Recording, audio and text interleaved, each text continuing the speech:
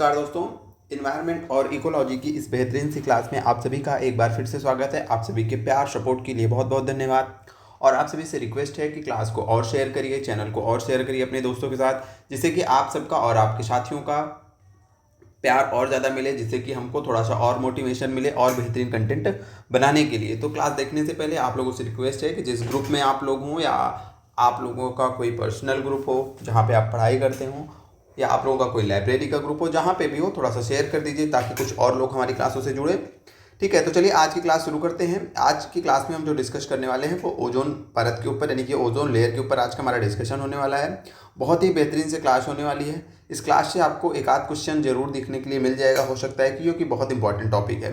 ठीक है, तो आप लोगों को पता है कि हमारा पढ़ाने का तरीका क्या है। पीपीटी तो हम लेकर के आते हैं, लेकिन जो समझाने वाली चीज़ें होती हैं उसको हम चलते हैं अपने वाइट बोर्ड पे, वहाँ पे समझते हैं। उसका भी जो है, अब हम उसका जो वाइट बोर्ड पे जो चीज़ें पढ़ाते हैं उसका इमेज फॉर्म में हम अपने टेलीग्राम चैनल पे दे देते हैं। और जो साथी क्लास देखने के बाद जिनको लगता है कि पीडीएफ कहाँ मिलेगा, तो पीडीएफ हमारे टेलीग्राम चैनल यूपी एग्ज़ाम मंत्रा पे मिलेगा। आप टेलीग्राम पे जाइएगा, यूपी एग्ज़ाम मंत्रा लिख के सर्च कर लीजिएगा, यूपी एग्ज़ाम मंत्रा, यहीं पर आपको मिलेगा। और अगर आप चैनल के डिस्क्रिप्शन में देखेंगे तो वहाँ पर भी आपको इसका लिंक मिल जाएगा। ठीक है, चैनल के डिस्क्रिप्शन में भी देखेंगे तो वहाँ पे आपको हमारे टेलीग्राम चैनल का लिंक मिल जाएगा। वहाँ पे जाइए, आपको सारी पीडीएफ्स वहाँ पे फ्री में मिल जाएंगी, कोई टेंशन नहीं है। ठीक है, बस आप लोगों का प्यार और सपोर्ट चाहिए। तो चलिए आज की क्लास शुरू करते हैं। कल आपकी क्लास आई नहीं थी, उसके लिए क्षमा चाहते हैं, क्योंकि कभी कभी ऐसा होता है कि टाइम बिल्कुल नहीं मिल पाता है, मतलब चाहे जितनी कोशिश कर लो। अभी भी अगर आपको दिखाएं तो अभी हम जो है, अभी आज का टाइम हो रहा है 9:08 हो रहे हैं। ठीक है, अभी हम आज तहसील से भी बहुत मतलब लेट हो गया आने में, लगभग 7 बज गए आने में, क्योंकि मीटिंग वगैरह होती है तो कभी कभी बहुत लेट हो जाता है आने में, मतलब 7, साढ़े 7, 8 तक बज जाते हैं। हम आए थोड़ा सा बस कुछ खाए पिए, उसके बाद आप लोगों की क्लास रिकॉर्ड करने के लिए बैठ गए हैं। तो चलिए आज की क्लास आपको मिलेगी, चाहे जैसे भी हो। हमने बोला है टाइम से आपका सिलेबस ख़त्म करवाएंगे तो ख़त्म करवाएंगे, चाहे जैसे ख़त्म करवाएंगे। ठीक है, तो चलिए हम पहले समझते हैं चीज़ों को अपने वाइट बोर्ड पर। तो सबसे पहले हम अपनी क्लास का नाम देख लेते हैं। आज क्या हम चर्चा करने वाले हैं, यहाँ पे लिख देते हैं ओजोन परत का क्षरण। बेसिकली हम इसी पे चर्चा करेंगे, ओजोन परत का क्षरण। और इससे जुड़ी हुई एक इम्पॉर्टेंट संधि भी है, आप सभी लोग जानते होंगे। चलिए कमेंट करके बताइए कि उस संधि का क्या नाम है। आप लोगों ने पढ़ा है आज तक, ऑब्वियसली पढ़ा होगा आप लोगों ने, क्योंकि इतनी तो आप लोग पेट में अच्छा नंबर लाए हैं, तब लेखपाल की मेंस परीक्षा में बैठे हैं। तो बताइए कि इसके लिए ओजोन परत के संरक्षण के लिए एक बहुत ही इंपॉर्टेंट प्रोटोकॉल है, वो संधि कब हुई थी और उसका नाम क्या है। अभी हम पढ़ाएंगे, लेकिन हम एक प्री नॉलेज के रूप में देख रहे हैं कि आप लोगों को क्या उसके बारे में जानकारी है कि नहीं है। ठीक है, तो ये हमारा टॉपिक होने वाला है। चलिए इसको पढ़ने से पहले आप लोग ये बताइए, ज्योग्राफी में आप लोग पढ़े होंगे ना कि वायुमंडल में कितनी परतें होती हैं। ऊर्ध्वाधर परतों को अगर देखें तो वायुमंडल में आपकी कितनी परतें होती हैं, चलिए बताइए। सबसे पहले आपकी क्या होती है, बाह्य मंडल, ये सबसे ऊपर होती है, ऊपर से शुरू कर रहे हैं हम। उसके नीचे आपकी आती है आयन मंडल। ठीक है, आयन मंडल के बाद आपका क्या आता है, चलिए बताइए, मध्य मंडल। और मध्य मंडल के नीचे क्या आता है आपका, समताप मंडल। और समताप मंडल के नीचे क्या आता है, सबसे नीचे हमारा होता है क्षोभ मंडल। ये क्रम आपको याद है, याद नहीं होगा तो याद कर लीजिएगा। हालांकि इनकी क्या विशेषताएं हैं उसके बारे में अभी चर्चा नहीं करेंगे, क्योंकि ज्योग्राफी का विषय है, तो जहाँ पे जितनी ज्योग्राफी है उसको ज्योग्राफी में समझेंगे। अभी हम इतने मंडलों को आपको बता रहे हैं, इनका क्रम आप याद कर लीजिए। नहीं पता हो तो पता हो तो अच्छी बात है। चर्चा का विषय जो हमारा होने वाला है वो होने वाला है समताप मंडल। क्या होने वाला है, समताप मंडल। क्यों, क्योंकि जो आपकी ओजोन लेयर है वो आपके इसी समताप मंडल में पाई जाती है। तो पहली बात तो आपको यही याद रखना है कि आपकी ओजोन लेयर कहाँ पे पाई जाती है, तो ओजोन लेयर आपके इसी समताप मंडल में पाई जाती है। कहाँ पे पाई जाती है, आपके इसी समताप मंडल में पाई जाती है। देखिए सबसे नीचे हो गया आपका क्षोभ मंडल। तो जो आपका क्षोभ मंडल होता है, अगर बात कर लें थोड़ी सी, देखिए कहीं कहीं लिखा है ये आपके जो पृथ्वी की सतह है यहाँ से होता है। इससे आप 12 से 18 किलोमीटर, ऐसा कहीं कहीं आपको 12 किलोमीटर मिलेगा, कहीं कहीं 18 किलोमीटर मिलेगा। तो 12 से 18 किलोमीटर ऊंचाई तक आपका होता है क्षोभ मंडल। क्षोभ मंडल के जब आप ऊपर जाएंगे तो 50 किलोमीटर तक की ऊंचाई का, यहाँ के बाद यहाँ तक होता है आपका समताप मंडल। ठीक है, उसके ऊपर 80 किलोमीटर तक की ऊंचाई पे जब आप पहुँचेंगे तो आपका आता है मध्य मंडल। 800 किलोमीटर ऊंचाई पे जब पहुँचेंगे आप तो आपका आता है आयन मंडल, मतलब 80 से 800 तक आपका आयन मंडल हो गया। और 800 से आपके ऊपर जो है वो आपका क्या हो जाता है, बाह्य मंडल हो जाता है। ठीक है, 800 के ऊपर क्या होता है आपका बाह्य वायुमंडल हो जाता है। ये लगभग आपका मान के चलिए 1000 किलोमीटर तक। ये अलग अलग स्रोतों में आपको 100-200 किलोमीटर का अंतर मिल जाएगा, ठीक है। तो हमने क्या देखा कि क्षोभ मंडल हमारी पृथ्वी सतह से 12 से 18 किलोमीटर ऊपर जाएंगे, वहाँ तक क्षोभ मंडल होता है। फिर इसी 12 से आपका 50 किलोमीटर तक ऊपर जाएंगे समताप मंडल मिलेगा, और 50 से 80 किलोमीटर आपका मध्य मंडल मिलेगा। इतनी चीज़ें क्लियर हुई। चलिए हम चर्चा कहाँ करेंगे, चर्चा करेंगे आपके समताप मंडल की। क्यों चर्चा करेंगे, क्योंकि हमारा आज चर्चा का विषय ही है ओजोन लेयर। ओजोन लेयर आपकी कहाँ पाई जाती है, तो इसी समताप मंडल में पाई जाती है। अब आप कहेंगे कि ये ओजोन लेयर इस समताप मंडल में बनती कैसे है, ठीक है। अब इसी को समझते हैं। ये है आपकी ओजोन लेयर। इसका निर्माण कैसे हुआ, तो देखिए आपके जो है, जो आपका समताप मंडल है वहाँ आपकी पाई जाती है। चलिए दोस्तों, हम बता रहे थे समताप मंडल में, क्षमा चाहते हैं आप लोगों से। ये रिकॉर्ड कर रहे थे वीडियो, 5 मिनट का रिकॉर्ड हुआ था, फिर अचानक से जो है तहसील से कॉल आ गया था सर का, तो हम थोड़ा सा उनसे बात करने लगे थे। तो आपके क्लास फिर से रिकॉर्ड कर रहे हैं। तो जहाँ तक रिकॉर्ड किए थे उसी से आगे रिकॉर्ड कर रहे हैं, ठीक है। यहाँ तक क्या पढ़ाए थे, किस किस टॉपिक एग्जैक्ट रुकी थी कॉल हमारे, ये सॉरी कहाँ पे रोक दिए थे पढ़ाना, ये हमें एग्जैक्ट नहीं याद है। फिर भी ये याद है कि समताप मंडल के बारे में, ओजोन लेयर के बारे में बता रहे थे, ठीक है। 9:24 हो गए, कब स्टार्ट किए थे, 10-15 मिनट में लगता है चला गया हमारा। क्षमा चाहते हैं इससे आप लोगों से थोड़ा सा। और ये बात दिमाग में रखिएगा कि जो आपकी लेखपाल की जॉब होने वाली है ना, ये मतलब ऐसी जॉब है कि आपके वर्क टाइम का कुछ पता नहीं है। मतलब एकदम प्रिपेयर होके आइएगा। सही बता रहे हैं, जब हम लोग आए थे ना तो इतनी चीज़ें पता नहीं थी, लेकिन बट यहाँ पे ना 24 घंटे का काम है यार। सही बता रहे हैं, 24 घंटे का मतलब इतना भी काम नहीं है, बस काम फिक्स नहीं है कि आपको क्या काम करना है, और काम का समय नहीं फिक्स है कि किस समय क्या करना है। प्रेशर रहेगा तो लगातार काम करना है, संडे भी आपको नहीं मिलेगा, छुट्टियाँ भी नहीं मिलेगी, करना ही करना है। नहीं प्रेशर रहेगा तो छुट्टी ही छुट्टी है, ठीक है। तो ये चीज़ें दिमाग में रख के आइएगा, क्योंकि अचानक से जब चीज़ें होती हैं ना तो हमें समझ में नहीं आता है, हमें अच्छा नहीं लगता है। तो चलिए हम चर्चा कर रहे थे कि समताप मंडल में पाई जाती है आपकी, क्या पाई जाती है, ओजोन लेयर, ठीक है। हम उसके बाद बोले कि ओजोन लेयर अच्छा बनती कैसे है। तो देखिए जो आपका है समताप मंडल, यहाँ पे है आपकी ऑक्सीजन, ठीक है। ऑक्सीजन है, बहुत सारी ऑक्सीजन है। जब इनसे अल्ट्रा वाइट रेज आके टकराती हैं, यूवी रेज जो होती हैं, यूवी रेज आई, इस ऑक्सीजन से टकराई, तो होता क्या है, जो आपका ऑक्सीजन है ये टूट जाता है, ठीक है। किसमें, ये जो ऑक्सीजन का अणु है, ये जो आप ऑक्सीजन का आपका अणु है, ये 2 परमाणुओं में टूट गया, ठीक है। O2 2 O में टूट गया आपका। अब होता क्या है आगे, अब होता ये है कि जो अन्य वाली O2 है ये आके इससे जुड़ जाती हैं, तो ये क्या बन जाता है, O3। ये क्या बन जाता है आपका, O3। इससे आके ये जुड़ गई तो ये बन जाता है O3। तो इसी प्रकार की एक प्रक्रिया चलती रहती है। O2 है, यूवी रेज आई, उसको O में तोड़ दी, फिर ये जो है ये O2 से जाके जुड़ गए ये अणु, तो ये क्या बन गया, ये O3 बन गया। ये क्या बन गया, ये O3 बन गया। तो ऐसे ही O3 की एक लेयर बन जाती है, ठीक है। तो इसी तरीके से निर्माण होता है आपकी ओजोन लेयर का। O3 क्या है आपकी, ओजोन है। तो आप लोगों ने समझा कैसे ओजोन का निर्माण हुआ, यूवी रेज आई, O2 को तोड़ी, और फिर O3 जो है आपका बन गया, ठीक है। अब ये आपकी मान लीजिए हो गई ओजोन लेयर। तो अब ओजोन लेयर की कुछ विशेषताओं को समझिए। ये समझ गए ना कि ओजोन का निर्माण कैसे होगा। चलिए समताप मंडल आपके, इसको इंग्लिश में स्ट्रेटोस्फीयर बोला जाता है, ठीक है। अब देखिए ये जो आपकी समताप मंडल, ये हम बताए कि ये 12 किलोमीटर से आप मोटा मोटा मान के चलिए 50 किलोमीटर है। तो जो आपकी ये ओजोन परत पाई जाती है, ये पाई जाती है 15 से 30 किलोमीटर के बीच में। 15 से 30 किलोमीटर के बीच की जो चौड़ाई होती है, इसी के बीच में ओजोन लेयर की सांद्रता सर्वाधिक होती है। मतलब इसी के बीच में ओजोन लेयर आपकी सर्वाधिक सांद्र होती है, 15 से 30 किलोमीटर के बीच में, ठीक है। और क्या ध्यान देना है, जो अब आपकी ओजोन लेयर की मोटाई है, यानी कि ये आपकी ओजोन लेयर हो गई, ठीक है। इसकी विशेषता एक ये है कि हर मौसम में जो है ना, इसकी मोटाई अलग अलग होती है। हर मौसम में इसकी मोटाई अलग अलग होती है, ठीक है। इसको ध्यान रखना है आपको। जैसे मान लीजिए आपका बसंत का मौसम होता है, बसंत ऋतु होती है, तो बसंत ऋतु में ये सर्वाधिक मोटी होती है, सर्वाधिक मोटी होती है। अगर आपसे पूछा जाए कि किस मौसम में ओजोन लेयर सर्वाधिक मोटी होती है, तो बसंत ऋतु में, ठीक है। और अगर पूछा जाए वर्षा ऋतु में क्या स्थिति होती है, तो वर्षा ऋतु में सबसे पतली होती है, ठीक है। इसकी मोटाई जो है सबसे कम होती है, इसकी मोटाई जो है सबसे कम होती है, ये ध्यान रखना है।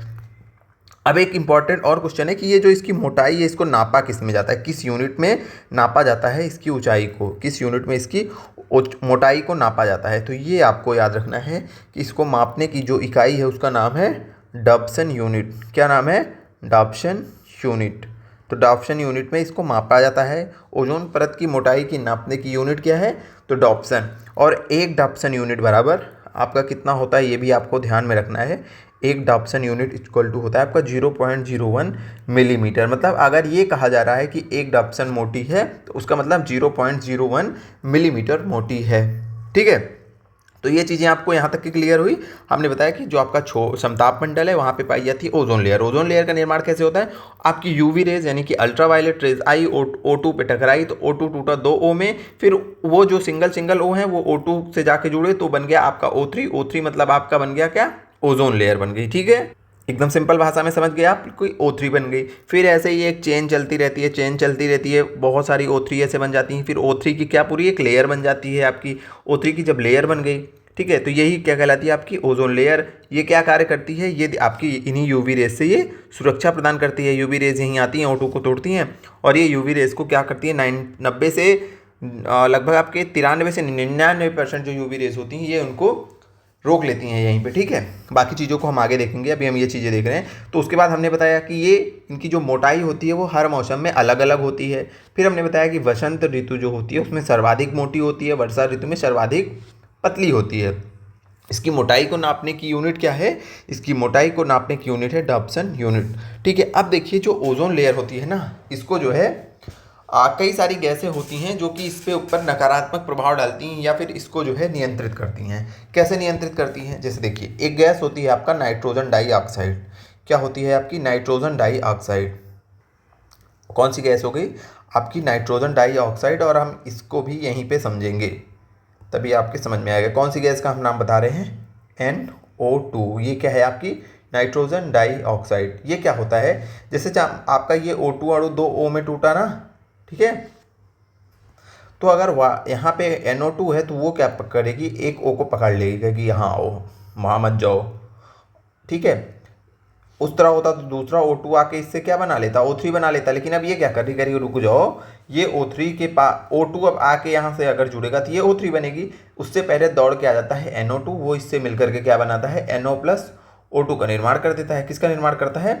NO प्लस O2 का निर्माण कर देता है। कोई और NO2 रहेगा तो वो भी इसके पास दौड़ के चला आएगा इस दूसरे ऑक्सीजन के पास, ये भी NO प्लस O2 का निर्माण कर देता है। ठीक है, अब क्या हुआ? अब NO2 अगर है आपका तो वो O3 यानी कि ओजोन नहीं बनने देता। अब कोई O2 होता तो इसके साथ जाके जुड़ जाता ऑक्सीजन का आपका अणु, तो लेकिन वो नहीं हो पाया। तो इससे क्या हो रहा है? आपका जो NO2 है नाइट्रोजन डाइऑक्साइड, वो क्या कर रहा है कि ओजोन परत पे जो है ओजोन के निर्माण को क्या कर रहा है? नियंत्रित कर रहा है। तो ये आपको याद रखना है कि अभी हम आगे चल के और देखेंगे कि ऐसी बहुत सारी गैसेस होती हैं जो कि ओजोन परत के निर्माण को क्या करती हैं? नियंत्रित करती हैं। यानी कि O3 का निर्माण नहीं हो पाता। जब O3 का निर्माण नहीं हो पाएगा तो ओजोन परत की मोटाई कम होती चली जाएगी। जब उसकी ओजोन परत की मोटाई कम होती चली जाएगी तो वही हम बोलते हैं कि ओजोन परत में छिद्र हो गया है। ओजोन परत में जब छिद्र हो जाएगा तो क्या हो जाएगा? जो यूवी रेस हैं जिसको ओजोन परत रोक ले रही है वो पृथ्वी पे आ जाएंगी। पृथ्वी पे आ जाएंगी तो बहुत सारे नकारात्मक निगेटिव इफेक्ट पर देखने को हमें मिलते हैं। ठीक है, तो ओजोन परत के क्षरण का भी मतलब आप लोग समझ गए। ठीक है, हमने क्या बताया कि आपकी ओजोन परत है। ठीक है, इसमें कुछ कारणवश, अभी हम कारण को भी आगे देखेंगे क्या होता है, इसकी चौड़ाई पतली होती चली जाती है। अगर बहुत पतली हो गई तो जब बहुत पतली हो गई कि यूवी रेस जो आएंगी वो क्रॉस करके निकल आएंगी पृथ्वी के सतह पर, तो इसी को बोला जाता है, जब इसकी मोटाई जो है बहुत पतली हो जाती है तो इसी को बोला जाता है ओजोन परत का क्षरण हो रहा है। मतलब यहाँ पे O3 जो हो रहा था, O3 का निर्माण हो रहा था तो इसकी मोटाई बढ़ रही थी जब ज़्यादा ओजोन होगी। तो लेकिन जब नहीं होता तो ये क्या हो जाती है? ये परत पतली हो जाती है। जब ये परत पतली हो जाएगी तो हम कहेंगे ओजोन का क्षरण हो रहा है या फिर ओजोन में छिद्र हो गया है। ओजोन में छिद्र का मतलब ऐसा कोई नहीं है कि ऐसे ये बैलून इसमें कोई छिद्र हो गया, नहीं। बेसिकली ओजोन छिद्र का मतलब होता है कि उस स्थान पे जो है ओजोन की जो ओजोन लेयर है, ओजोन परत है, उसकी मोटाई जो है वो पहले मोटी थी या पतली हो गई, तो वही हम बोलते हैं कि यहाँ पे ओजोन छिद्र हो गया।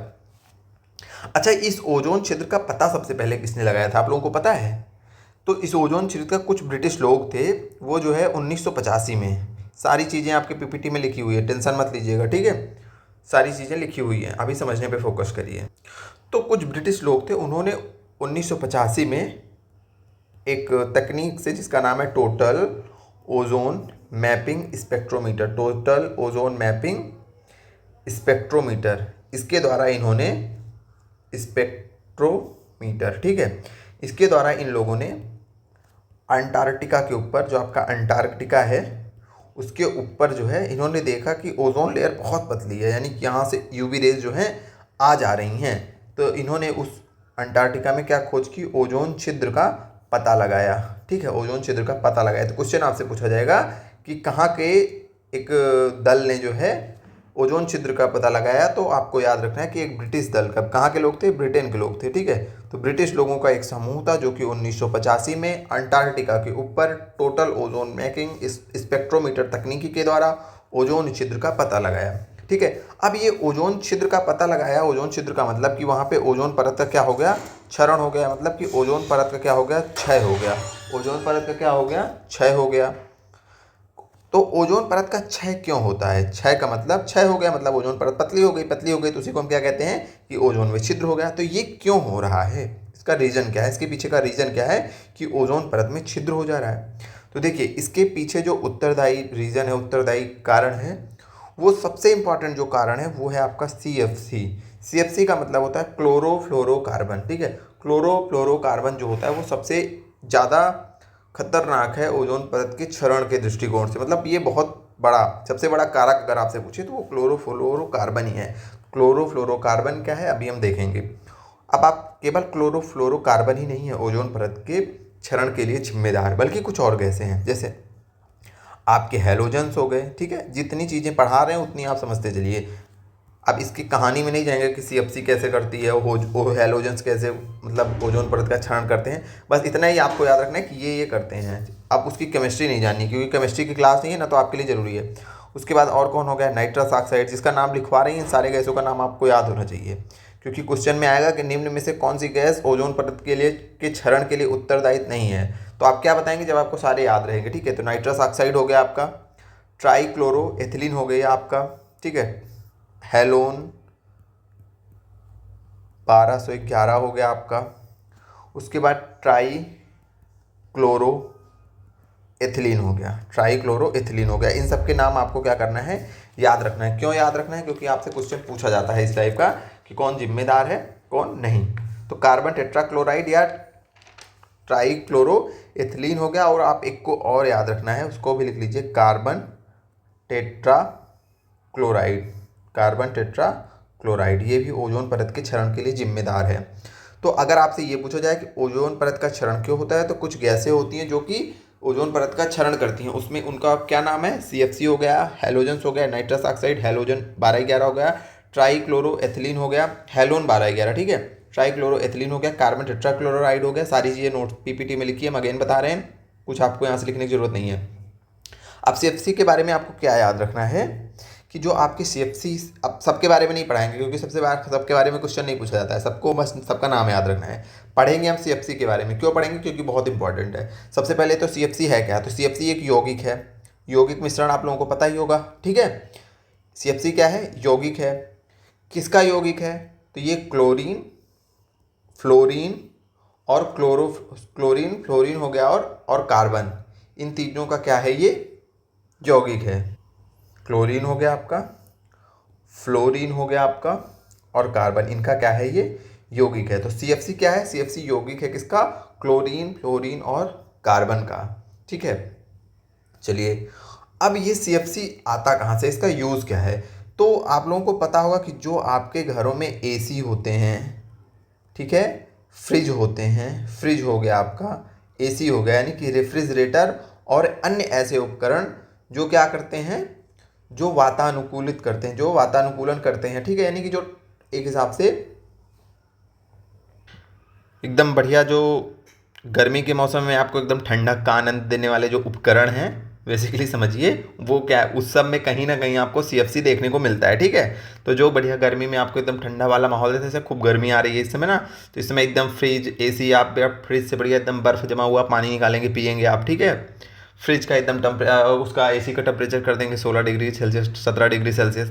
तो वहीं क्या होती है, वहीं उन्हीं सब में आपके जितने भी ये शीत कारक होते हैं, उनमें शीत कारक के रूप में आपका CFC का यूज़ होता है। शीत कारक का मतलब जो कि ठंडी ला रहा है, जो उसमें जो भी चीज़ें जो ठंडी ला रहा है, शीत कारक, यानी कि शीत को लाने वाला कारक। तो इन सब में जो शीत कारक होता है वो आपका कौन होता है, वो आपका CFC होता है, क्लोरोफ्लोरोकार्बन। ठीक है, चलिए और इसकी क्या विशेषता है क्लोरोफ्लोरोकार्बन की? तो CFC की विशेषता है कि ये पहली बात तो रंगहीन होता है, कोई रंग इसका नहीं होता है, कोई स्मेल भी नहीं होती है, ये गंधहीन होता है, ठीक है। इसकी और एक विशेषता, ये बहुत आसानी से, बहुत सरलतम रूप में, ये सरलता से क्या होता है, द्रव में परिवर्तित हो जाता है। सरलता से क्या होता है, द्रव में परिवर्तित हो जाता है। और ये यौगिक है, लेकिन इस यौगिक की एक विशेषता क्या है कि ये बहुत स्थायी है। स्थायी का क्या मतलब है? स्थायी का मतलब कोई चीज़ जब परमानेंट हो जाता है तो हमें बोलते हैं उसे स्थायी है। तो परमानेंट मतलब कितने दिनों तक रहेगा तो परमानेंट बोलेंगे? तो भैया ये आपके वायुमंडल में 80 से 100 सालों तक, 80 से 100 सालों तक ये आपके वायुमंडल में पड़ा रहता है। इतनी चीज़ें आपको याद रखनी है CFC के बारे में। फिर इसको बता दें, हम चर्चा कर रहे थे ओजोन परत के क्षरण के ऊपर। तो हमने बताया ओजोन परत का क्षरण का क्या मतलब है कि ओजोन परत की मोटाई जब कम होने लगती है तो हम बोलते हैं कि ओजोन परत का क्षरण हो रहा है। अच्छा, आप बताइए कि ओजोन परत की मोटाई को किस में नापते हैं? तो आप बोलेंगे अभी आपने बताया कि डाप्सन में नापते हैं, ठीक है। चलिए, तो ओजोन परत का क्षरण क्यों होता है? तो हमने बताया कि बहुत सारी गैसें होती हैं जो ओजोन परत के क्षरण के लिए उत्तरदायी होती हैं। आप बोलेंगे क्या है? तो CFC है आपका, हैलोजेंस है, नाइट्रस ऑक्साइड। नाइट्रस ऑक्साइड की अभी हमने कहानी बताई कि देखिए कैसे ये क्या करता है, ऑक्सीजन के जो परमाणु हैं उनको चुरा के NO+O2 बना देता है। तो जब O को चुरा लिया तो ये जो आपका O2 है, ऑक्सीजन का जो ये अणु है, ये कहाँ से O को पाएगा? O3 कैसे बनेगी? तो ओजोन परत का निर्माण, ओजोन का निर्माण नहीं होगा ना। तो इसी प्रकार ये जितनी गैसें होती हैं ना, इसी प्रकार ये क्या करती हैं, प्रभावित करती हैं और O3 आपका नहीं बन पाता, यानी कि ओजोन नहीं बन पाता। जब ओजोन नहीं बनेगा तो ओजोन लेयर कैसे बनेगी? और क्या नाम है, हैलोन 1211 हो गया, ट्राइक्लोरोएथिलीन हो गया, कार्बन टेट्राक्लोराइड हो गया। तो ये सब गैसें होती हैं जो कि ओजोन परत के क्षरण के लिए, यानी कि ओजोन का निर्माण होता नहीं है, ओजोन का निर्माण नहीं होगा तो ओजोन परत पतली हो जाएगी। ओजोन परत पतली हो जाएगी तो हम कहेंगे कि ओजोन में क्या हो गया है भैया, छिद्र हो गया है। हालांकि कोई बैलून में जैसे छिद्र होता है वैसा कोई छिद्र होता नहीं है। इसका कहने का मतलब है कि आपका ये क्या है, पृथ्वी है, इसके चारों ओर समताप मंडल में ओजोन लेयर है। कहीं कहीं जब जैसे यहाँ पे बहुत मोटी लेयर है, यहाँ पे पतली है, तो हम क्या बोलते हैं कि यहाँ पे क्या हो गया है, ओजोन में छिद्र हो गया है। छिद्र कहने का यही मतलब है कि ओजोन हो गई है पतली और UV रेज आ जा रही हैं आपकी पृथ्वी के सतह पर। इसका मतलब क्या हो गया, ओजोन में छिद्र हो गया है। फिर हमने बताया कि भैया इसमें जो सबसे महत्वपूर्ण है वो आपका CFC है। तो आप बोलेंगे CFC महत्वपूर्ण है तो इसके बारे में कुछ और बता दीजिए। तो हमने बताया कि यह एक यौगिक है जो कि क्लोरीन, फ्लोरीन और कार्बन से बना हुआ है। इसकी विशेषता क्या है कि बहुत स्थायी होता है और आपके वायुमंडल में लगभग 80 से 100 साल तक विद्यमान रहता है। ये आपके जो AC हो गए और फ्रिज हो गए, यानी कि ऐसी सारी चीज़ें जो आपके गर्मी के मौसम में ठंडे ठंडे कूल होने का आनंद दिलाती हैं, उन सारी चीज़ों में शीत कारक के रूप में CFC का आपके यूज़ होता है। और कहेंगे इतनी ही विशेषता कि कुछ और में है। रंग रूप की अगर बात कर ले तो रंगहीन होती है, स्मेल कोई नहीं होता, गंधहीन होती है और इजिली इसको आप लिक्विड में कन्वर्ट कर सकते हैं। इतनी चीज़ें हो गई आपकी CFC के बारे में। अब हम चलते हैं PPT की ओर, क्योंकि काफ़ी देर से यही पढ़ रहे हैं, थोड़ा सा PPT के ऊपर भी डिस्कशन हो जाए, क्योंकि देख लेते हैं कि वहाँ कोई पॉइंट छूटा तो नहीं है। उसके बाद जो और चीज़ें बची होंगी उसके ऊपर भी डिस्कशन कर लेंगे हम लोग।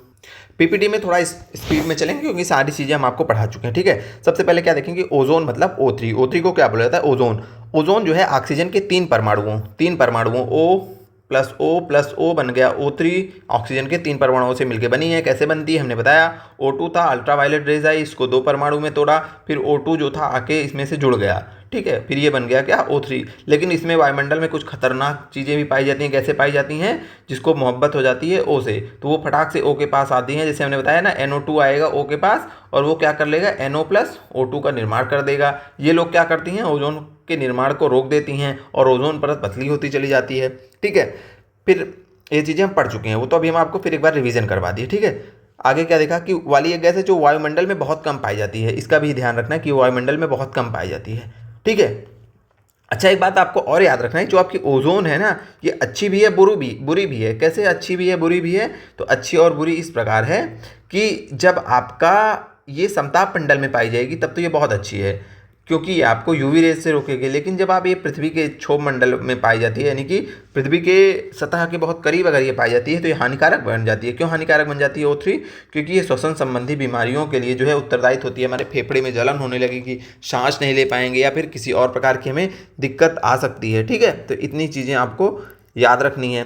चलिए आगे चलते हैं। समताप मंडल में ओजोन का निर्माण मुख्यतः पराबैंगनी विकिरण द्वारा होता है। कैसे होता है हमने आपको बताया, ठीक है। सूर्य के प्रकाश में उपस्थित उच्च ऊर्जा किरणें ऑक्सीजन अणु O2 पर प्रहार कर उसे दो O परमाणुओं में तोड़ देते हैं। प्रत्येक ऑक्सीजन परमाणु, ये जो आपका O है, ये O2 से मिल करके O3 का निर्माण करता है। यह प्रक्रिया निरंतर चलती रहती है जब तक कि समताप मंडल में पराबैंगनी किरणें उपस्थित रहती हैं। जब तक आएंगी तब तक O2 को तोड़ती रहेंगी और आपका O3 बनता रहेगा। वायुमंडल में स्थिति और सांद्रता, जमीन की सतह के ऊपर में यह एक खतरनाक प्रदूषक है। हमने बताया कि जमीन की सतह के ऊपर रहेगी तो ये खतरनाक है, ठीक है। बट ऊपरी वायुमंडल यानी समताप मंडल में रहेगी तो यह बहुत अच्छी है, रक्षक है हमारी, ठीक है। स्ट्रेटोस्फीयर यानी कि समताप मंडल के निचले हिस्से में 10 से 50 किलोमीटर की ऊंचाई में इसका जो सर्वाधिक संकेंद्रण होता है, पाई तो 10 से 50 तक पूरी हो जाती है, लेकिन जो सर्वाधिक संकेंद्रण इसका होता है वो 15 से 30 किलोमीटर के बीच में होता है। इसका 10% ट्रोपोस्फीयर तथा 90% स्ट्रेटोस्फीयर में पाया जाता है, ठीक है। 10% हिस्सा इसका कहाँ होता है, क्षोभ मंडल में होता है, और बाकी का 90% हिस्सा आपका कहाँ होता है, समताप मंडल में होता है। ये चीज़ें आपको याद रखनी है। फिर हमने NO2 को बताया कि कैसे ये रेगुलेट करता है, कैसे ये आके फटाक से आपके O2, जब O टूटता है तो NO जो O2 होता है O से आके फटाक से जुड़ जाता है, कहता है भैया तुम O2 रोक देता है, तुम मत आओ, तो ओजोन नहीं बन पाती है। तो ये हमने बताया कैसे रेगुलेट करता है। मापन के बारे में बताया कि डॉप्सन इकाई में जो है इसको मापते हैं। एक डॉप्सन इकाई बराबर 0.01 मिलीमीटर, इसकी मोटाई को डॉप्सन में मापा जाता है, ठीक है। ओजोन परत क्षरण, कारण और उत्तरदायी रसायन। अब हमने देखा कि कौन किस लिए भैया इसका क्षरण हो जाता है, ठीक है। तो उसमें हमने बताया कि सबसे पहले जो है एक ब्रिटिश दल था जिसने 1985 में टोटल ओजोन मैपिंग स्पेक्ट्रोमीटर की मदद से क्या किया, अंटार्कटिका के ऊपर ओजोन छिद्र का पता लगाया। छिद्र का मतलब ऐसा नहीं कि बैलून में जैसे छेद हो जाता है, कोई छेद हो गया, नहीं, बल्कि ओजोन परत की मोटाई उस विशेष स्थान में कम हो गई और यूवी रेज जो है आ जा रही हैं, ठीक है। सबसे प्रमुख रसायन हमने बताया वो था क्या, आपका क्लोरोफ्लोरोकार्बन यानी कि CFC। इसकी विशेषता बताई, मानव निर्मित रसायनों का समूह है जो कि रंगहीन, गंधहीन और सरलता से द्रव में परिवर्तित हो जाता है और लंबे समय तक, लगभग 80 से 100 साल तक आपके वायुमंडल में बना रहता है। CFC मुख्यतः क्लोरीन, फ्लोरीन, कार्बन से बना मानव निर्मित गैसीय द्रव है। हमने इसके बारे में भी बताया, ठीक है। उसके बाद हमने बताया अन्य गैसें हैं जैसे हैलोजन्स, नाइट्रस ऑक्साइड, ट्राइक्लोरोएथिलीन और हैलोन 1211। ये सब क्या है, अन्य गैसें हैं जो कि आपके ओजोन परत के क्षरण में महत्वपूर्ण योगदान देती हैं, ठीक है। 1960 के दशक से रेफ्रिजरेटर, एयर कंडीशनरों, स्प्रे क्रेस, फोम निर्माण, एरोसोल और विमान प्राणोदक में इनका यूज़ होता है। किसका यूज़ होता है, आपके CFC का यूज़ इन जगहों पे भी होता है, ये ध्यान रखना है। पूछेगा आपसे क्वेश्चन में कि CFC का यूज़ कहाँ नहीं होता है, ठीक है।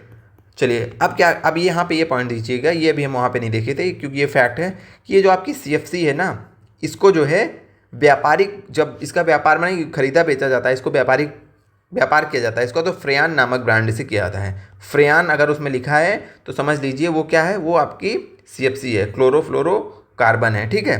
तो फ्रेयान नाम से इसको जो है व्यापार जब इसका किया जाता है तो फ्रेयान ब्रांड के नाम से इसका व्यापार किया जाता है, ये आपको याद रखना है, ठीक है। आगे क्या है कि जो आपकी अमोनिया गैस होती है ना, इसको भी प्रशीतक के रूप में क्या किया जाता है, इसका भी यूज़ किया जाता है। तो प्रशीतक नया वर्ड आया है। प्रशीतक का मतलब कुछ नहीं होता है, प्रशीतक का मतलब कि वह पदार्थ जो किसी भी जो है, जो आपके एयर कंडीशन वाले सिस्टम होते हैं, एयर कंडीशनर होता है, रेफ्रिजरेटर होता है, वहाँ की गर्मी को क्या करे, खींच ले और वहाँ के तापमान को ठंडा कर दे, उसी को बोला जाता है प्रशीतक, ठीक है, और कुछ नहीं है।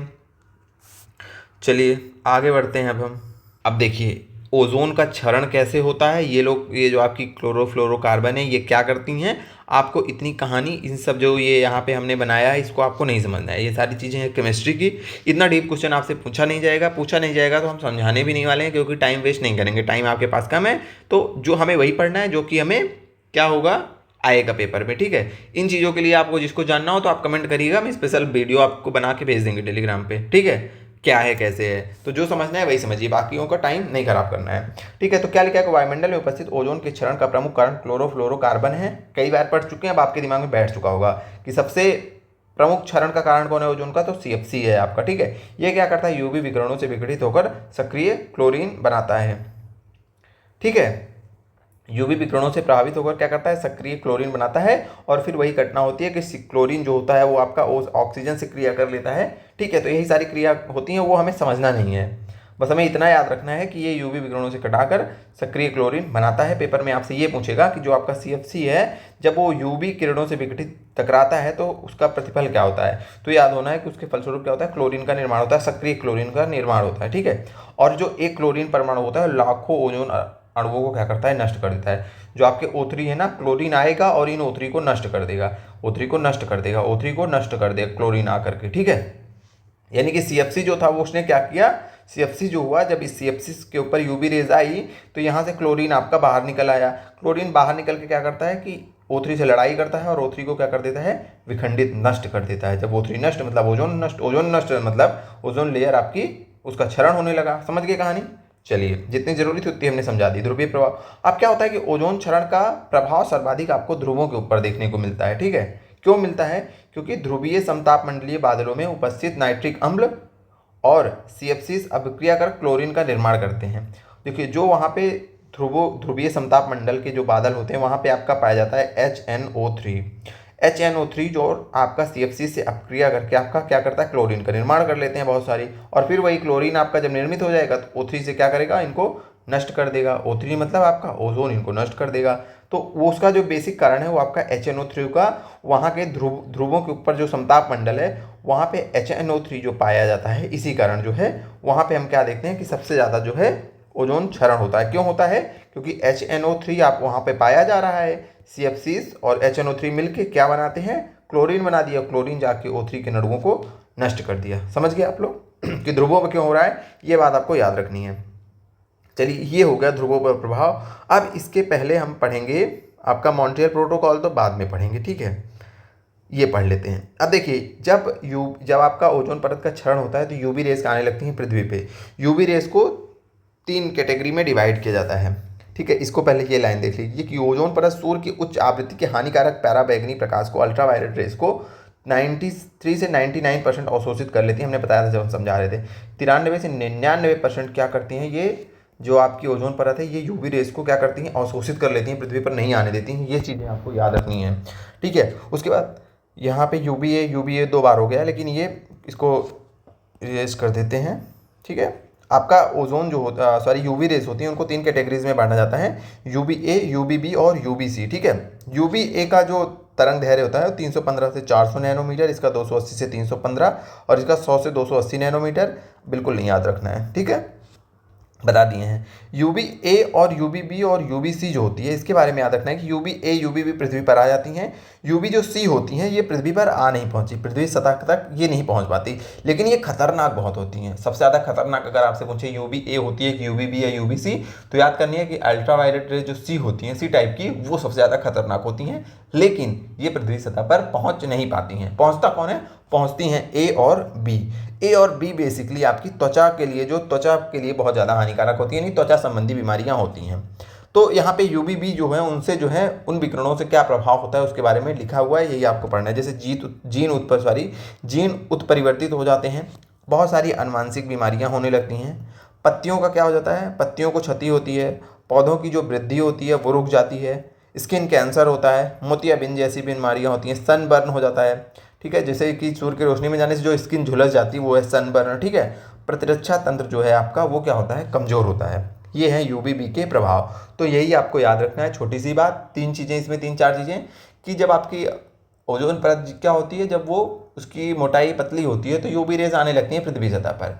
UV रेज जो आती हैं वो 3 टाइप की होती हैं, UVA, UVB, UVC। लेकिन UV जो C होती है वो पृथ्वी की सतह पर कभी पहुंच नहीं पाती है, लेकिन खतरनाक बहुत होती है। UVA और UVB जो पृथ्वी की सतह पर आ जाती हैं, इनसे बेसिकली स्किन संबंधी प्रॉब्लम्स होती है। फिर हमने देखा कि UVB से बहुत सारी प्रॉब्लम्स होती हैं। कुछ प्रॉब्लम्स को हमने देखा, जैसे कि जीन उत्परिवर्तन होना, आनुवांशिक दोष, त्वचा का कैंसर यानी कि स्किन कैंसर, मोतियाबिंद, सनबर्न जैसी प्रॉब्लम्स हमें देखने को मिलती हैं, ठीक है। उसके बाद ये पॉइंट आपको याद रखना है कि 2005 में जो है टोरंटो विश्वविद्यालय के वैज्ञानिक थे GW कैंटमोर। इनके द्वारा क्या होता है, जो आपका तिब्बत का पठार है इसके ऊपर भी एक ओजोन होल यानी कि ओजोन छिद्र का पता लगाया जाता है। और यहाँ की विशेषता क्या थी कि जैसे ये ओजोन छिद्र है ना, तो ये मान लीजिए इतने एरिया में आपका ओजोन परत बहुत पतली हो गई है, लेकिन इसका जो कॉर्नर वाला एरिया है, इसकी जो परिधि है, जैसे इतनी दूर में, मान लीजिए ऐसे इतनी दूर में ओजोन परत पतली हो गई है, ये जो अंदर का एरिया है, लेकिन जो इसके बाहर का एरिया है यहाँ पे बहुत अधिक मात्रा में क्या है आपका ओजोन की मात्रा। बाहर तो बहुत ज़्यादा है, यहाँ पे बहुत ज़्यादा है, लेकिन यहाँ पे क्या हो गया, बहुत कम हो गई है। तो ये लिखा है इसके केंद्र में ओजोन की कम मात्रा और परिधि पर अधिक मात्रा का छल्ला पाया गया। O3 का उच्च सांद्रण मनुष्यों में खांसी, सीने में दर्द और फेफड़ों की क्षति पहुंचाता है। हमने बताया था कि जब O3 आपकी ओजोन परत समताप मंडल में तब तो अच्छी है, लेकिन जब पृथ्वी की सतह के बहुत करीब यानी कि क्षोभ मंडल के बहुत नीचे आ जाती है तो क्या होता है ये नुकसानदायक होती है हम लोगों के लिए। क्यों नुकसानदायक होती हैं? क्योंकि हमें खांसी, सीने में दर्द, यानी कि बेसिकली सांस और फेफड़े से संबंधित बहुत सारी प्रॉब्लम्स हो जाती हैं। ये आपको याद रखना है, ठीक है। यहाँ से आपको याद रखना है कि तिब्बत, आपसे ये पूछेगा तिब्बत के पठार के ऊपर ओजोन जो है आपका हेलो का पता किसने लगाया, तो आपको ये याद रखना है इसके तिब्बत के पठार के ऊपर ओजोन छिद्र का पता किसने लगाया, तो वो टोरंटो विश्वविद्यालय के वैज्ञानिक थे GW कैंट मूर, ठीक है। अब हम आगे बढ़ेंगे, अब हम मॉन्ट्रियल प्रोटोकॉल के ऊपर चर्चा करेंगे जो कि आज की क्लास में सबसे ज़्यादा इंपॉर्टेंट टॉपिक है। अच्छा हाँ, इसके बारे में एक बात और आपको याद रखना है, ये जो ओजोन हेलो ये तिब्बत के पठार वाला है, ये बेसिकली है क्या, तो ये एक मौसमी घटना है। जैसे हमने बताया था ना कि ओजोन की जो परत है ये मौसम में जो है क्या होती है, हर मौसम में जो है इसकी मोटाई जो है बदलती रहती है हर स्थान पे मौसम के हिसाब से। तो ये जो तिब्बत का पठार था ना, यहाँ पे देखा गया कि जब आता है आपका कौन सा मौसम, सर्दियों का मौसम आता है, सर्दियों का मौसम आता है, तो देखा गया कि यहाँ के लगभग 25 लाख जो है वर्ग किलोमीटर के क्षेत्र में ओजोन परत बहुत पतली हो जाती है। तो इसी घटना को नाम दिया गया ओजोन हेलो, ठीक है। ये बात आपको याद रखनी है, बाकी चीज़ें पढ़ ली हैं इसमें, बस जितना बताएं इतना याद रखना है। जो अभी यहाँ पे समझाया 25 लाख वर्ग किलोमीटर, वो आपको ध्यान नहीं देना है, ठीक है। तो ये एक मौसम संबंधी परिघटना है, ये दिमाग में याद रखिएगा कि तिब्बत के पठार के ऊपर सर्दियों के विशेष मौसम में देखने को मिलता है कि ओजोन परत बहुत पतली हो गई है, तो उसे भी बेसिकली ओजोन छिद्र या फिर ओजोन हेलो बोला जाता है उसको, ठीक है। चलिए आगे चलते हैं, अब हम मॉन्ट्रियल प्रोटोकॉल के ऊपर चर्चा करते हैं, ठीक है। तो हम आ चुके हैं अपने व्हाइट बोर्ड पे, यहाँ पे हम चर्चा करेंगे किसकी, मॉन्ट्रियल प्रोटोकॉल की, ठीक है। पूरी स्टोरी समझेंगे, उसके बाद फटाक से चल के अपनी PPT पे देख लेंगे। पता नहीं आज हमको ऐसा क्यों लग रहा है कि हम आज अपनी क्लास में 100% अपना नहीं दे पा रहे हैं, उसका पता नहीं क्या रीज़न है। आप लोग बताइएगा क्लास कैसी है, ठीक है, कमेंट में ज़रूर बताइएगा। क्योंकि कभी कभी लगता है कि हम पढ़ाते हैं लेकिन हमें लगता है कि यार कुछ तो छूट रहा है, कुछ चीज़ें तो छूट रही हैं, ठीक है। तो मॉन्ट्रियल प्रोटोकॉल से पहले हम एक समझते हैं, एक होता है वियना कन्वेंशन। क्या होता है? वियना कन्वेंशन होता है आपका 1985 में। इस समय तक सबके दिमाग में ये घुस चुका था कि भैया देखिए ओजोन परत है, उसको नहीं बचाओगे तो बहुत नुकसान होगा, हम सब निपट जाएंगे और सब हमारा यहीं कहीं धरा रह जाएगा। जितनी आलीशान ज़िंदगी हम जी रहे हैं, ये जो AC कूलर और AC आपका लगा लिए, रेफ्रिजरेटर लगा लिए, ये सब रह जाएगा धरा का धरा और हम सब लोग यहाँ से जाएंगे निपट। ये समझ में आ चुकी थी 1985 से। तो वियना में एक कन्वेंशन होता है, वियना कन्वेंशन में सब डिस्कस करते हैं। वियना कहाँ है? वियना आप लोगों को पता होगा कि ऑस्ट्रिया की राजधानी है। यहाँ पे डिस्कशन होता है कि भैया देखो ओजोन है, उसका क्षरण हो रहा है। क्षरण होने का मतलब कि हम लोगों का काल नज़दीक आ रहा है, ठीक है। इस पे ध्यान दो, नहीं तो सब लोग क्या जाएंगे, निपट जाएंगे। तो चर्चा हुई, ठीक है। चर्चा अब किया गया, बोला गया कि अच्छा ये बताओ, चलो ठीक है बताओ आगे क्या किया जाए, आगे क्या किया जाए कि ऐसा ना हो, ठीक है। आगे क्या किया जाए कि ऐसा ना हो, क्या नीति अपनाई जाए, ठीक है, क्या नीति अपनाई जाए, क्या हम लोग करें, ठीक है, कौन सा काम करें कि ओजोन परत का क्षरण रुक जाए, क्योंकि हमारा जीवित रहना बहुत ज़रूरी है, ठीक है। तो ये सब एक बेसिक फाउंडेशन बनता है वियना कन्वेंशन में। तो इसके बाद ये आपका 1985 में होता है। फिर आपका आता है साल 1987 का। याद रखना है कि इस समय कोई रेगुलेशन नहीं हुआ था, कुछ रूल रेगुलेशन बेसिकली नहीं हुआ था कि किसी चीज़ को रोक दिया गया हो, किसी केमिकल्स को या किन्हीं गैसों को जो है रोक दिया गया हो कि इनका यूज़ नहीं करेंगे, इनका निर्माण नहीं करेंगे, ऐसा नहीं हुआ था। बस एक फाउंडेशन हुआ था, चर्चा पर चर्चा हुई थी आगे की नीतियों के ऊपर, वर्तमान की समस्या और आगे की नीतियों में इसमें चर्चा हुई थी वियना कन्वेंशन में, जो आपका 1985 में हुआ था। फिर आपका साल आता है 1987 का। कौन सा साल आया? 1987 का। 1987 का कनाडा का एक शहर है जिसका नाम है मॉन्ट्रियल, ठीक है। मॉन्ट्रियल में जो है 16 सितंबर 1987 को एक संधि पे हस्ताक्षर होता है। 1987 पे किस पे हस्ताक्षर होता है? एक संधि पे हस्ताक्षर होता है, और वही संधि जो है आपकी क्या कहलाती है? मॉन्ट्रियल प्रोटोकॉल, ठीक है। आज शॉर्ट में लिख दे रहे हैं हम, 4 चीज़ें लिखी हैं, लिखने में टाइम वेस्ट होता है। तो मॉन्ट्रियल प्रोटोकॉल पे हस्ताक्षर होता है। इस संधि की विशेषता क्या थी? तो इस संधि में था कि देखो भाई, सारी समस्या तो हम लोग समझ चुके हैं। समस्या की क्या जड़ है?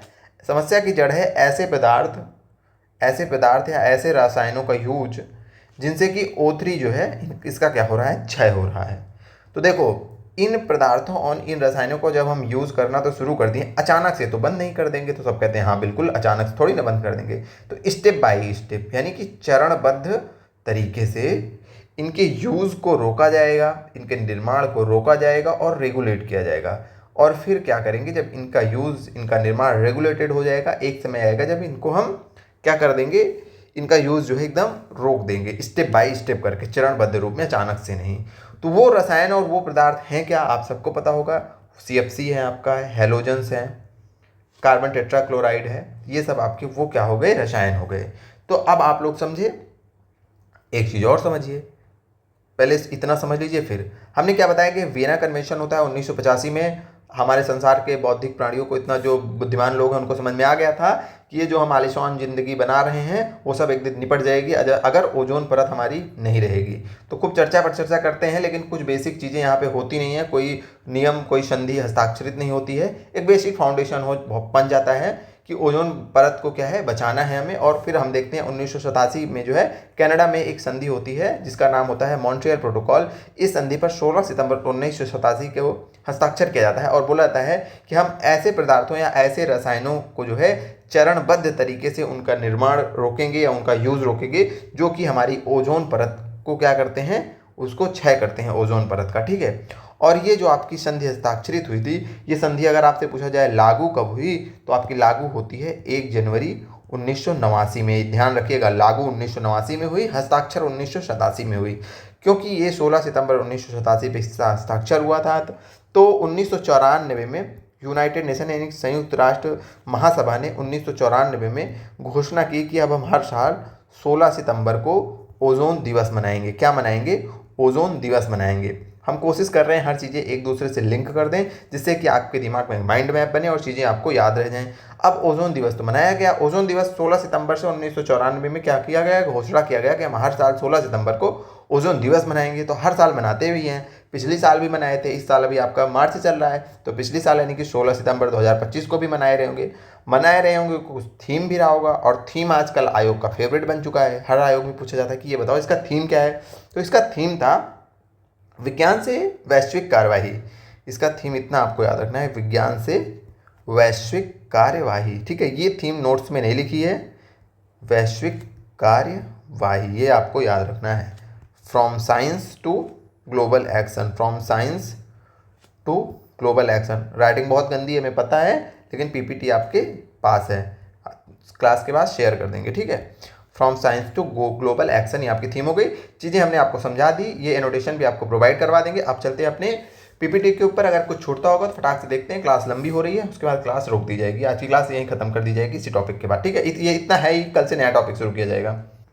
चलिए हम आ चुके हैं अपने पीपीटी पे, तो यहाँ पे देखते हैं कहाँ तक हम लोगों ने डिस्कशन किया था। हाँ, यहाँ तक किया था, मॉन्ट्रियल प्रोटोकॉल के ऊपर चर्चा बची है हमारी, चर्चा कर चुके हैं पीपीटी पे चाहे तो। यह वियना संधि का एक प्रोटोकॉल है। हमने बताया कि कैसे वियना संधि की एक पृष्ठभूमि बनती है जिसका उद्देश्य ओजोन अवक्षय करने वाले पदार्थ CFC, halons, carbon socket, carbon tetrachloride हो गया, इसके उत्पादन एवं प्रयोग को चरणबद्ध तरीके से समाप्त करना है। हस्ताक्षर 16 सितंबर 1987 को हुआ, प्रभावी 1 जनवरी 1989 को हुआ। क्योंकि ये 16 सितंबर को जो है हस्ताक्षर इस पे हुआ था, तो 1994 में संयुक्त राष्ट्र महासभा ने 16 सितंबर को अंतर्राष्ट्रीय ओजोन परत संरक्षण दिवस के रूप में इसको घोषित किया। 2025 में इस दिवस की थीम थी from science to global action, यानी कि विज्ञान से वैश्विक कार्यवाही इसकी थीम थी। अब आज की क्लास हो गई समाप्त। बताइएगा क्लास कैसी लगी। हालांकि हमें पर्सनली ऐसा लग रहा है कि हम आज की क्लास में अपना 100% नहीं दे पाए हैं। बताना आप लोगों को है कि क्लास कैसी थी, क्या कुछ चीज़ें छूटी हैं, आप लोगों को सारी चीज़ें समझ में आई हैं, पढ़ाने का तरीका कैसा था। कोई आपका सुझाव हो तो उसको भी अवश्य दीजिएगा। ठीक है, कमेंट करिए। जो हम ये 4 यहाँ पे क्वेश्चन दिए हैं इसको कमेंट करके बताइएगा। लिख के हम आंसर भी आए थे लेकिन आंसर छिपा दिए, क्योंकि चेक करना है ना कि आप लोगों ने पढ़ा, कि आप लोग सीरियसली क्लास देख रहे हैं। ऐसे ही क्वेश्चन आपको आपके परीक्षा में भी देखने को मिलेंगे, तो प्रैक्टिस करते रहिए। चारों क्वेश्चन का आंसर, पहला क्वेश्चन आपका ये हो गया, सूर्य के प्रकाश से परावैगनी विकिरण अभिक्रिया निम्न में से क्या पैदा करती है। दूसरा क्वेश्चन हो गया कि परावैगनी विकिरण को अवशोषित करने वाली ओजोन परत किस वायुमंडलीय स्तर में स्थित है। तीसरा क्वेश्चन हो गया इनमें से कौन क्लोरोफ्लोरोकार्बन के लिए सत्य नहीं है। चौथा प्रश्न हो गया कि निम्न में से कौन सा तंत्र सही सुमेलित नहीं है। चारों को ऐसे आप कमेंट करिएगा, जैसे मान लीजिए क्वेश्चन 1 का क्या सही है, ए या बी, फिर बी का क्या सही है, फिर सी का क्या सही है, फिर डी का क्या कीजिए। ऐसे कमेंट करके हमें बताइएगा किसका क्या आंसर है। ठीक है, उसके बाद क्लासेस अच्छी लग रही हो तो दोस्तों के साथ सपोर्ट शेयर करिए और क्लास को थोड़ा सा चैनल को सपोर्ट करिए, क्योंकि आप लोगों को पता है कि आप लोगों की सहायता के लिए हमने ये चैनल शुरू किया। आप लोगों का सपोर्ट मिलेगा तो मोटिवेशन मिलेगा तो और भी नए नए इनिशिएटिव जैसे हम ला रहे हैं। आपका इन्वायरमेंट का पूरा कोर्स बेहतरीन तरीके से कंप्लीट करवाए, फिर आप लोगों के लिए एक मॉक टेस्ट की वेबसाइट भी हमने लॉन्च की। ऐसे ही बेहतरीन प्रयास आप लोगों के लिए किया जाता रहेगा। तो रिक्वेस्ट है कि थोड़ा सा शेयर करिए जिससे कि थोड़ा सा सब्सक्राइबर बढ़े। अभी लगभग 249 या 50, बहुत कम सब्सक्राइबर है वैसे तो, लेकिन ठीक है, आप लोग थोड़ा सा बढ़वाइए इन चीज़ों को। ठीक है, बाकी रिक्वेस्ट कर रहे हैं, बाकी आप लोग का मन है। ठीक है, अच्छा लगे तो किया करिए प्रयास। बाकी अगर कुछ सुझाव देना हो, कुछ चीज़ें आपको अगली क्लास किस पे पढ़ाई जाए, आपका यूपी स्पेशल पढ़ाया जाए कि कंप्यूटर पढ़ाया जाए, आप लोग बताइएगा। एक सब्जेक्ट अभी प्रॉपर टाइम है तो हम कोशिश करेंगे ख़त्म कर देंगे, ये 2-3 दिन में आपका निपट जाएगा, ठीक है। चलिए तो ठीक है, मिलते हैं फिर से किसी नई क्लास में। धन्यवाद।